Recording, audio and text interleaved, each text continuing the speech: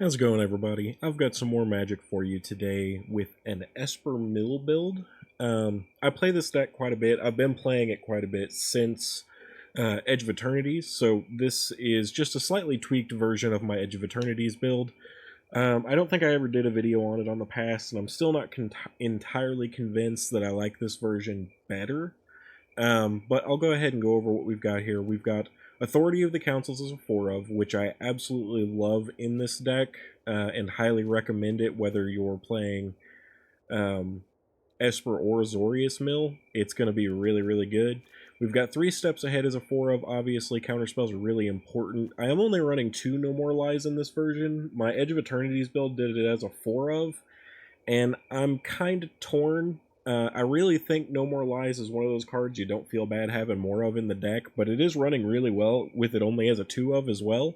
So I'm trying it out as a 2 of rather than a 4 of, and I've been liking it so far. So we've got Get Lost as one of our primary means of single target removal.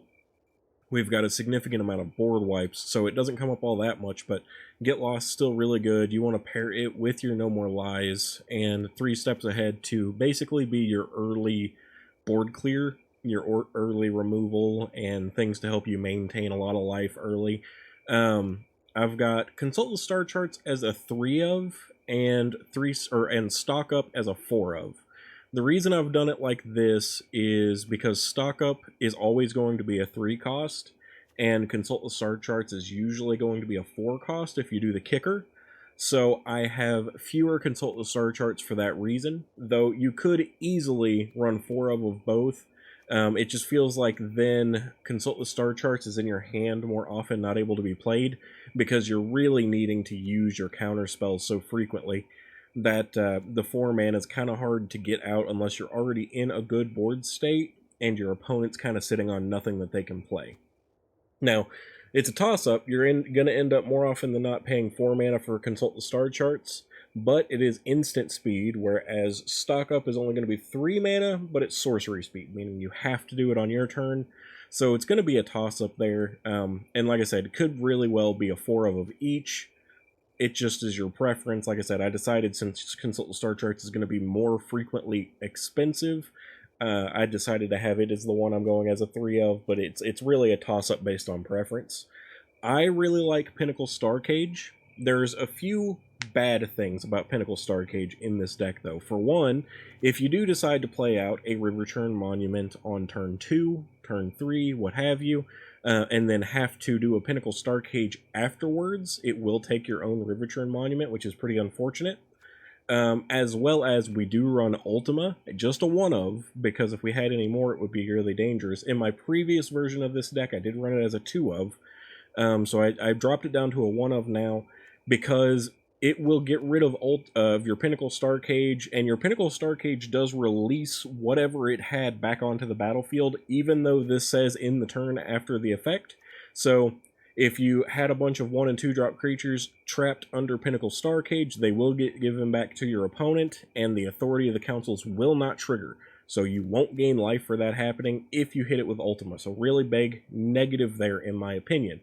Could get your own Riverturn Monument back that way if for whatever reason you exiled it, but still. So instead of Pinnacle Starcage, if you want, Split Up is extremely viable in this deck, not only because it's a good board wipe for 3 mana to begin with, but we also have the Authority of the Council, so more often than not, all of your opponent's creatures are going to be tapped, whether they were just played or they attacked.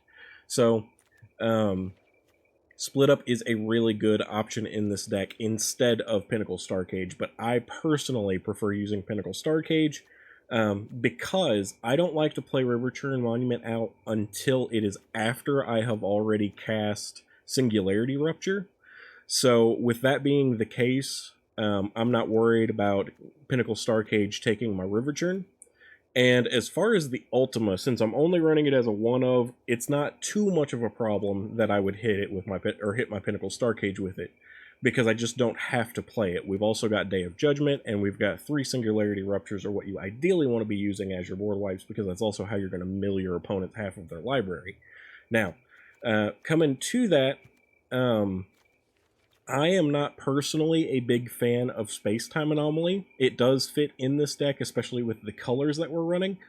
However, I don't like my life total having to be high for it to be effective, because you could see this almost as a secondary form of River Churn Monument if you're needing more ways to mill your opponent that isn't just hitting them for half. Because if you Singularity Rupture into another Singularity Rupture, they're still going to have cards left, so ideally you want to Singularity Rupture, then play River Churn Monument so that you can clear the rest of their cards. If you put Space-Time Anomaly in here and are able to maintain your life, because if you get low on life, then it's not going to help you, then you have the ability to hit with like Singularity Rupture and only need like 1 or 2 Space-Time Anomalies or River Churn Monuments to close out. Another card that can be really good in this deck that I did not personally include is you can use the Jador Final Fantasy land, which allows you to mill half of the library rounded up. I don't like it because it enters tapped. It's a land that you end up getting in your hand and you don't want to play it because you're trying to get the benefit out of its adventure side. So personally, I decided to leave it out. You can put it in here. I do still have one Mistrise. Not to mention, we have a lot of lands that either do or can enter tapped. Mistrise will enter tapped. Meticulous Archive will enter tapped. Godless Shrine can enter tapped, and Watery Grave can enter tapped. So, but we also are running a significant number of Verges in this version of the deck. We've got Flood Farm, Bleachbone, and Gloom Lake. We are only running 1 island and 1 plains, but we have 3 Watery Grave and 4 Godless Shrines, as well as 4 Meticulous Archive, which are all plains islands or swamp islands, respectively, or, you know, like plains swamp. So all of those trigger these Verges, and usually it works out just fine. That more or less covers the deck and the way to play it. I do have just a couple of bases in here as well. They help to sustain your life just a little bit also, as well as give you blockers. A lot of times I end up playing it just to slow down my opponent for a turn or two while I get Singularity Rupture ready to go. And a lot of times it ends up dying to the Singularity Rupture before ever being dealt with by my opponent. But anyway, I'm going to go ahead and get into games. I do like to play this deck in best of 1 primarily, and I win with it very frequently. So it's one of my go-to decks for when I just want to get wins out of the way. That's why I'm showing it today. We don't have a significant number of cards from the Spider-Man set or anything like that in here. You could use the, I think it's called Detect Intrusions card, but more often than not, it's not going to be great in this deck because the only creature we have is 2 Beza, so you're not going to get the Enweb ability out of it almost ever. So I don't like Detect Intrusions in this, but that is something that you could consider as well. Multiversal Passage is not bad, actually, if you wanted to trim some of these Verges or something for Multiversal Passage. They basically would act as more shock lands for you. I didn't feel that it was necessary in this, but it's totally an option. Other than that, most of the Spider-Man cards just aren't good enough to make the cut in this type of a deck, and that's unfortunately the case of most of the Spider-Man cards in most decks. So anyway, let's go ahead and get into matches. Hopefully you enjoy this. This is actually a really fun deck to play, but a really annoying deck to play against, which is kind of the case of a lot of decks that I play because I'm trying to play things that combat the meta decently well.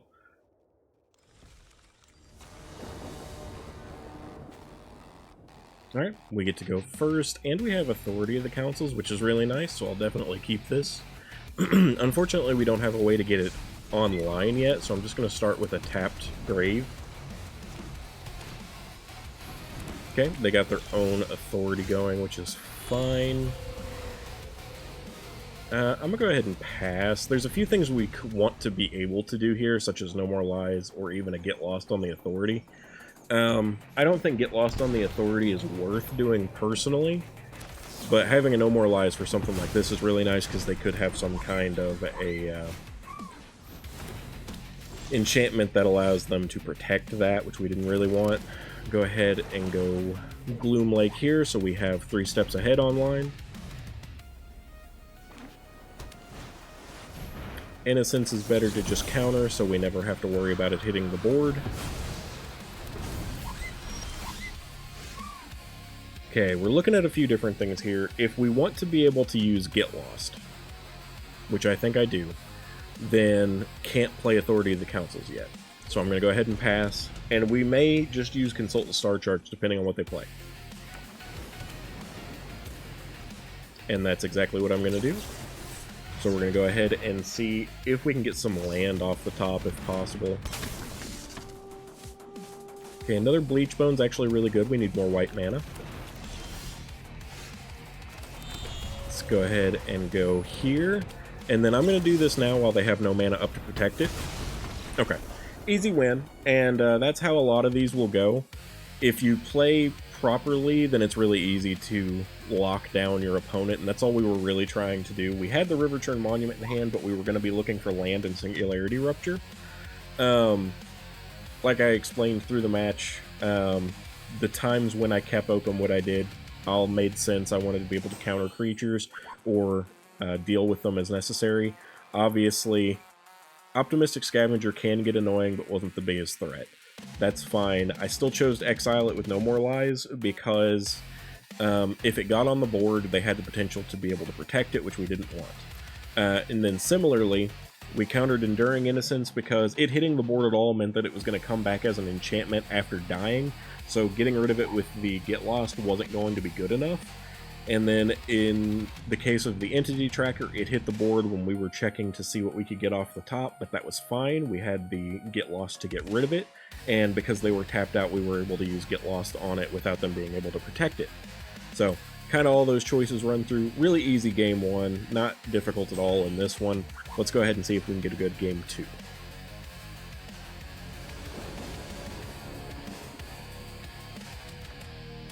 Alright.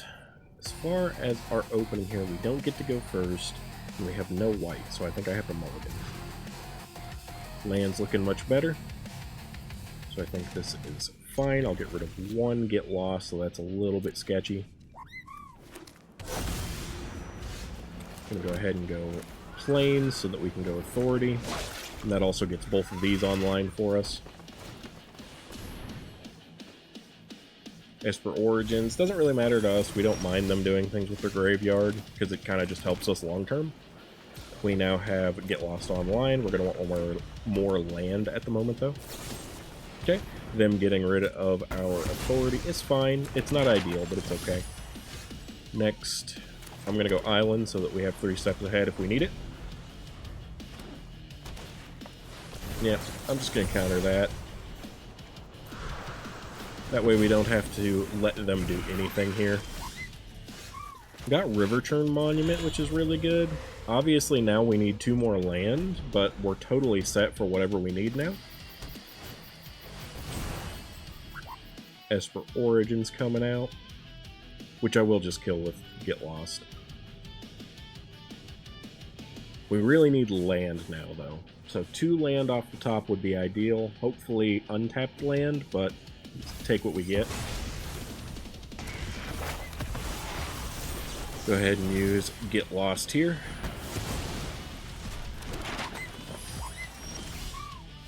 Did get a land, and we can use this to try and ensure that we get another one. Consult the Star Charts isn't bad, though, because it could get us a land. Yeah, I think I'm going to keep that. I don't mind that. Ideally, we don't want them to get the Vaultborn Tyrant out, because if we kill it, it still comes back, and that's annoying.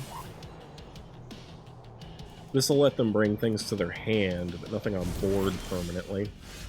Okay. We're going to pass here. They're getting out Kona. I'm going to go ahead and go here and kick this. We need just an untapped land, and we'll be fine. Let's, in this case, go... What land do I have? I need black, so we're going to go Bleach Bone, and I'm going to go with another Singularity Rupture so we have one as a backup.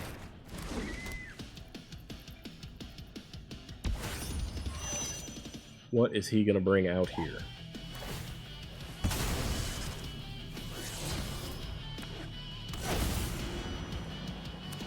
Vaultborn's good. Like I said, we do have the unfortunate side effect with Vaultborn that we can't get rid of it completely with this. It will still have its token version sitting here in our way. But if they can't kill us on this next turn, then we can win with the River Churn Monument. So I'm not too concerned about that. And them drawing extra cards is actually a negative for them at this point. Esper Origins isn't dangerous to us whatsoever.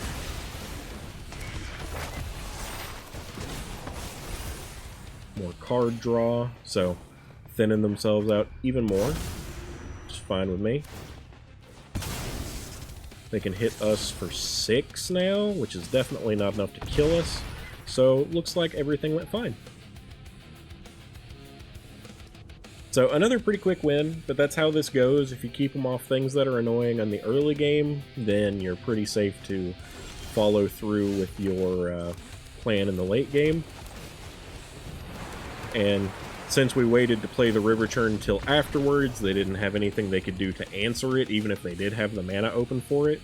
It's worth noting, even if they blow up River Churn Monument or something like that, when you're going for this effect, they can't prevent the effect even if River Churn leaves. So they were done here. The reason I don't play River Churn until after I've already hit Singularity Rupture is so that they have absolutely no way that they could get rid of it.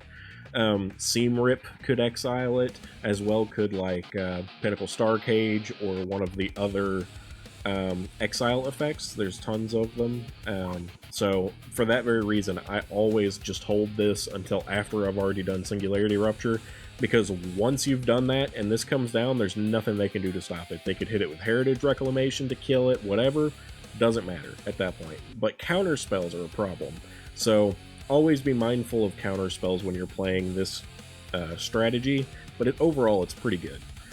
Anyway, really good game 2. This is actually game 3 for me. I've gotten 3 consecutive wins already, but the second one was so quick that I'm not even going to include it in the video. Let's see if we can get a better game 3 for the video.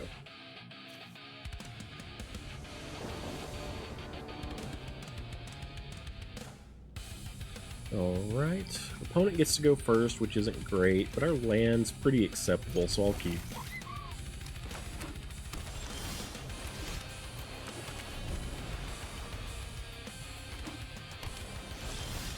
Looks like we're playing against almost definitely some form of a control deck, which is inconvenient, or at least a flash deck. They'll probably play creatures on our turn.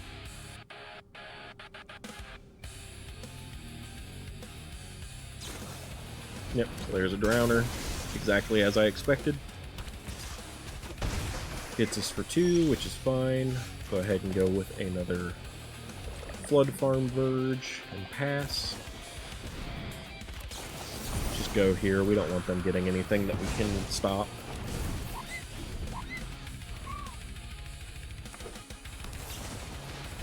Casting that on our turn is actually good, because now they're tapped out. Go ahead and go with Day of Judgment. They do unfortunately get to keep the Curiosity as an enchantment on board.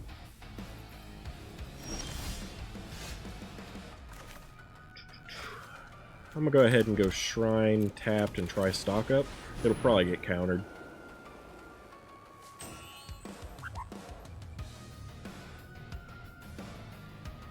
Okay, we want Singularity Rupture and No More Lies, probably.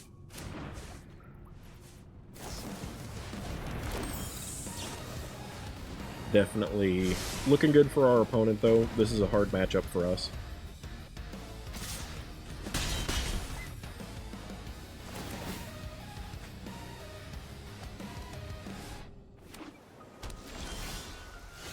Okay, go Bleach Bone. I'm gonna go ahead and start here, because we can counter it if they try to stop us.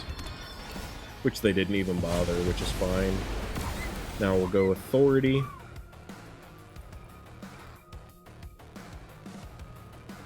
They'll probably try and get a creature out now, before it hits.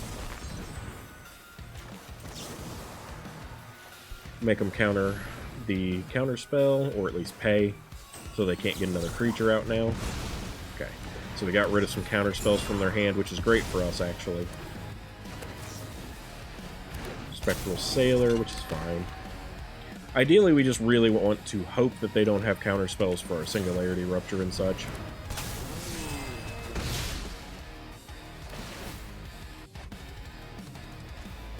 Because if they do, it's going to suck. Let's go ahead and test the waters with this. Seems like there was a stop there, so I'm going to go ahead and pass. See if they've got anything else. I kind of got to go for this, and I really hate to. because they probably have a counterspell based on that stop from the authority.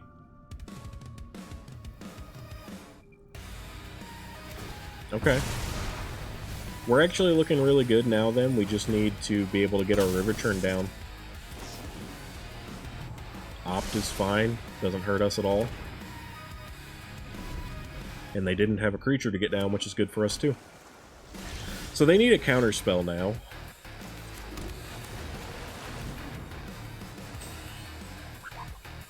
Do they have it? They don't. Okay. So we actually got really lucky. The counterspell battle that we did earlier on, where we kind of went back and forth with the No More Lies and such, was good. It looks like we got all the counterspells out of their hand. They probably still had something such as Spell Stutter or, what was the other one? Not Long Rivers. I don't know. I'm assuming they had counterspells that were conditional, something to where I'd have to pay to continue playing the spell, but I have all this mana open, and once it's out on the battlefield, they're going to have a harder time getting rid of it, like they'll have to bounce it or something. But anyway, yeah, so pretty good game 3, beat a counterspell deck. It really came down to our opponent using up all their counterspells a little bit too early. Because these things didn't matter to us. They were going to help us, but they weren't like, oh, we need them. It was really the fact that we got to use Singularity Rupture and River Turn that just cost them the game. So using everything else first to get the counterspells out of their hand and then getting lucky and them not drawing more with their curiosities was really what called that. But anyway, that's 3 wins. I'll go ahead and end off the video here.